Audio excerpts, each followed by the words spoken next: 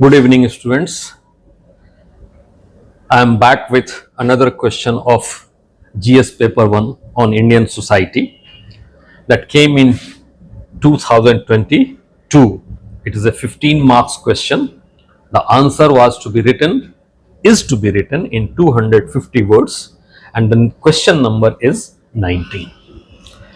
Now, what is the question? Are tolerance, assimilation, and pluralism the key elements in the making of an Indian form of secularism? Justify your answer. So, we have to put emphasis on these three words: tolerance,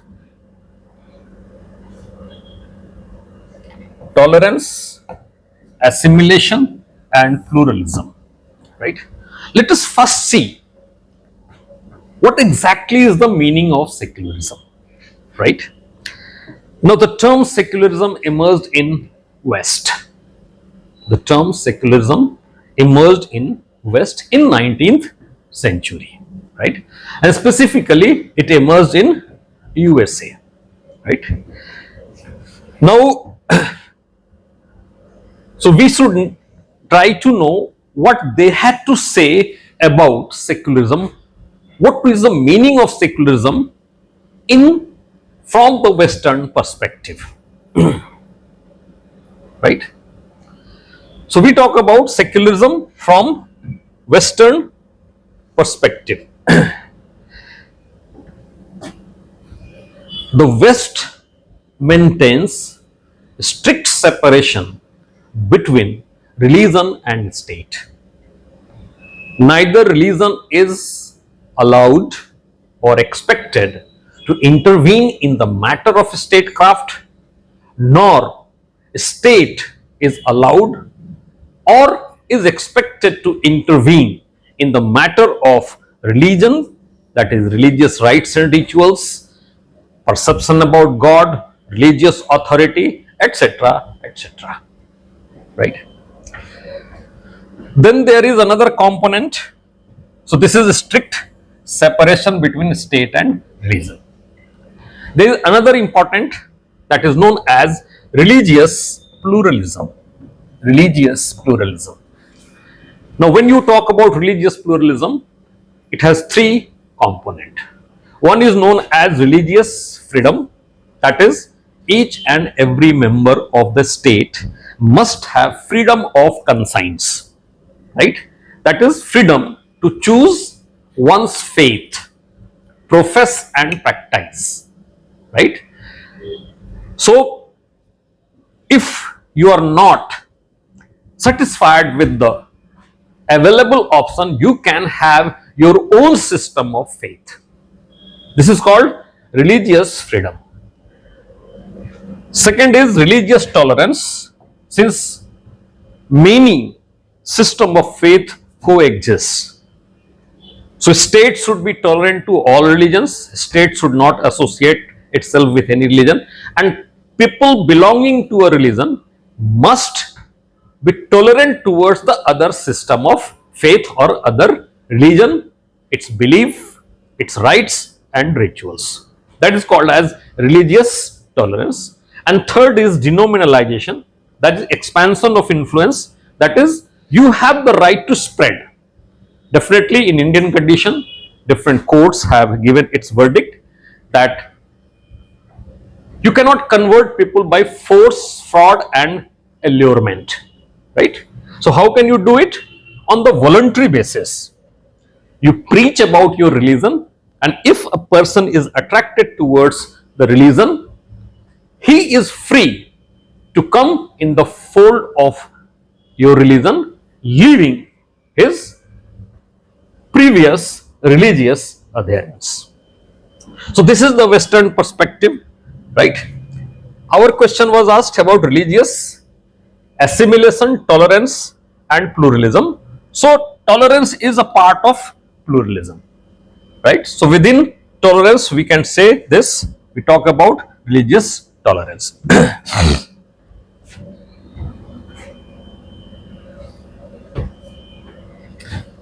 Now we come to the secularism in Indian perspective, right? In India, there is no strict separation between state and religion, right? For example, you might be knowing that government of India subsidizes or facilitates, economically supports the believers for pilgrimages, right? Many of the states, they run trains for the elderly people for a spiritual attainment to different religious places on a minimum cost. That is, the cost is subsidized by the government. Means, but this is not, you will not find in USA, right? The state does not provide any kind of economic support to people belonging to a particular religion in the realization of their spiritual goal, right? So what the state of India does? Equal distance from and equal respect for all religions. But the most important is that if situation warrants, the state can proactively intervene in the matters that is related with social justice, equality and human rights, right? For example, we all know that in our article 17, abolition of untouchability is there. Article 17 says you can neither practice nor justify untouchability even on historical ground. So this is direct interference of a state into the religious domain, because untouchability is a religious practice. Then religious pluralism, freedom, tolerance and denominalization. Basically what you will find that whenever we debate on conversion, denominalization means a kind of conversion, voluntary conversion. But here in case of India, conversion is in principle denied, right?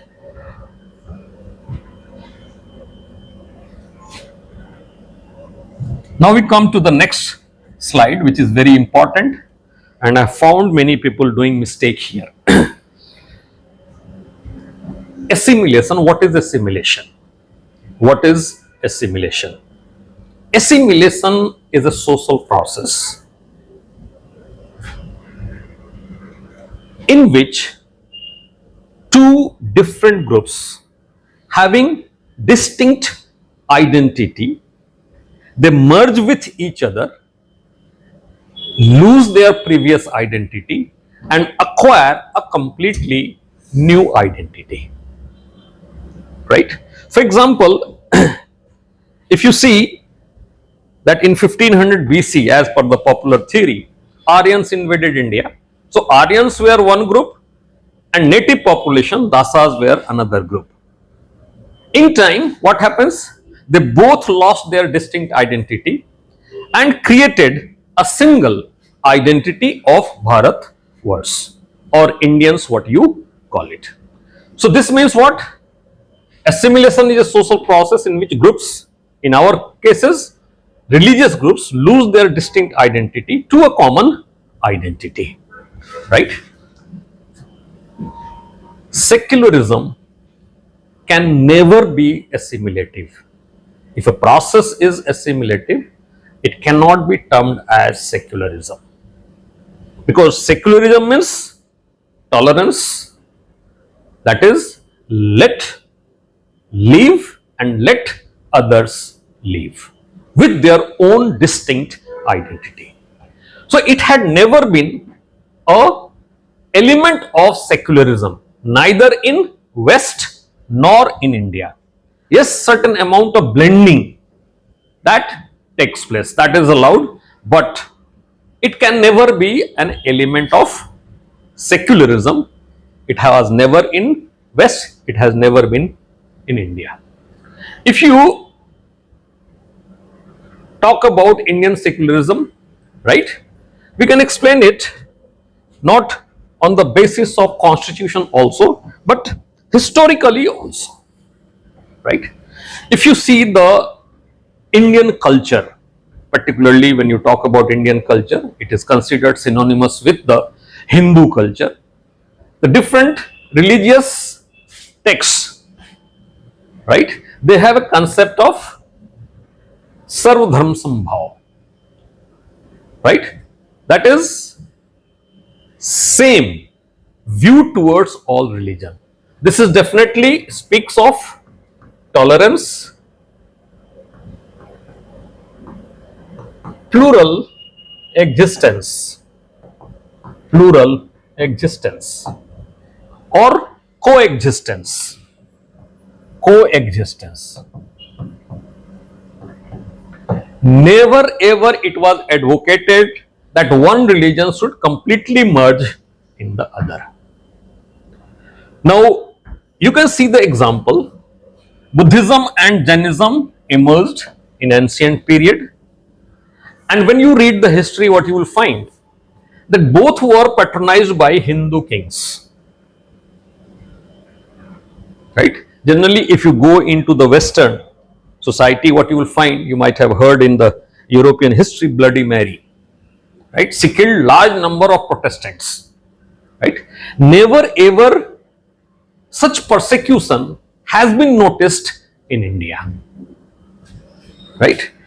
So, Bodh and Jain, they have never suffered any kind of persecution. They have existed parallel to the Hindu community, right? Secondly, in medieval period, if you see that Parsis or Zoroastrian, the follower of Zoroastrian religion, they originally belonged to Iran, right? They suffered persecution by the Islamic followers. Majority of the Zoroastrians were converted forcibly into Islam. A few, somehow, they escaped from such persecution and they landed in India. And here in India, they found a safe refuge. They were able to maintain their distinct identity. They were able to maintain their system of belief. They were able to perform their rites and rituals. They were allowed to carry on economic activities, and that's what you will see a large number of big business houses. It is run by Parsis, right? Ratan Tata is the most important example who recently passed away, right? J.R.D. Tata, etc. Jamsetji Nausarwanji Tata. So Tata has a great reputation in India. Now, you will see during Second World War, large number of Jews were killed and persecuted in Europe. The Maharaja of Jamnagar, he provided safety to 1,000 Jewish police children, right? And you will find when you go to Poland, the Maharaja of Jamnagar, there is a statue of Maharaja of Jamnagar as a token of respect, right? It is there and people respect that person. So what we are finding here, there is no case of persecution in India. Tolerance had remained integral throughout the history of India, right? Sometimes it is said India is pluralist because of its culture or ancient culture.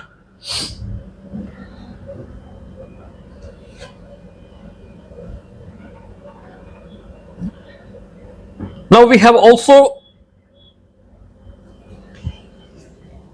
maintained this secularism, the religious pluralism, freedom, tolerance in post-independent period, and this we have done by providing constitutional safeguards.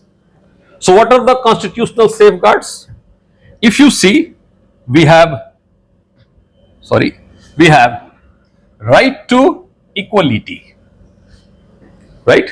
On the basis of religion, there cannot be any discrimination. There are many bases on which discrimination cannot happen, but in this context, what we are finding here, we are talking about religious discrimination that cannot. Every religious people belonging to each and every religion enjoy the right to equality before the law. They have equal protection of the law. They have got equal opportunity. You cannot discriminate while recruiting on the basis of religion. Now, this is Article 16. So, 14, 15, 16. Article 25, right? Freedom of conscience means you have the freedom to choose your faith, right? That is also as Western perspective. Freedom from being taxed on religious grounds, like state cannot tax a specific religious group on the basis of religious ground. Like during Mughal period, jizya was imposed on the Hindus. So no such taxation can be imposed on any religious group in India by state, right? Next is you have the right to manage religious institution, religious groups, the people belonging to a particular religion, they have right to manage their institutions. External interference cannot be allowed.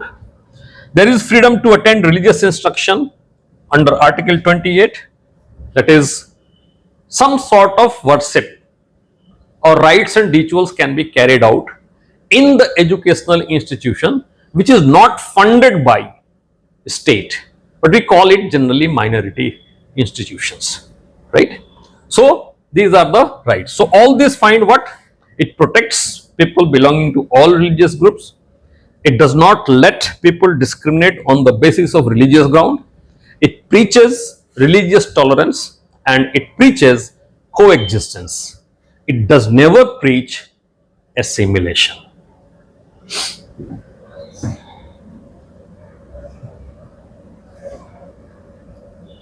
Right? So this is the explanation. Now, if you want exact model answer, then you can join this Telegram channel. In this Telegram channel, all the questions model answer are uploaded one by one, right? So you can see here, right? Now, if you want to remain updated of any new video, please like and share, like, join and share our YouTube channel, right? We have come to the end of this question discussion, right? I am Praveen Kishore, right?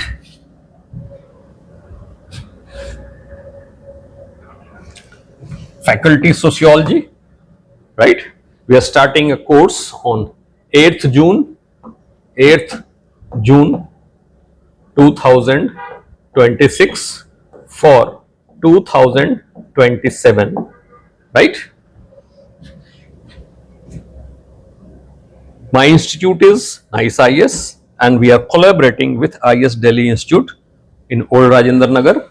So classes will be conducted in the premise of IS Delhi Institute, Old Rajendra Nagar, near Delhi, Karol Bagh Metro Station, Delhi, right?